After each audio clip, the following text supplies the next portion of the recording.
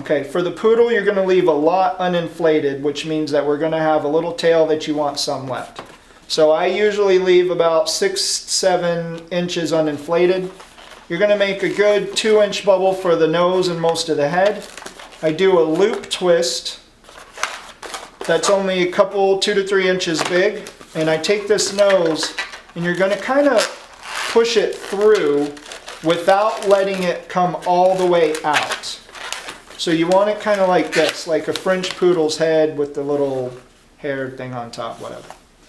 I make a 1-inch bubble for the neck. Then you're going to make a 2-inch bubble for the front leg, followed by the pom-poms on a poodle's legs, which are basically going to be about 3/4 inch bubbles. Going to fold this over and finish the second leg by twisting them together. Give the dog a couple inches for the body. And you want the back legs to be about the same as the front. So you're going to make them the same exact way. A 2-inch bubble, followed by 2 1-inch bubbles or 3/4 inch bubbles, followed by another 2-inch bubble twisted together. And what you want to do with the remainder of this tail is I usually twist it about in half, and then you can squeeze that straight on through. When you squeeze this through, I usually pinch down here so the air can't go back into that, and squeeze it through your hand all the way until you're done. And here's your little French poodle.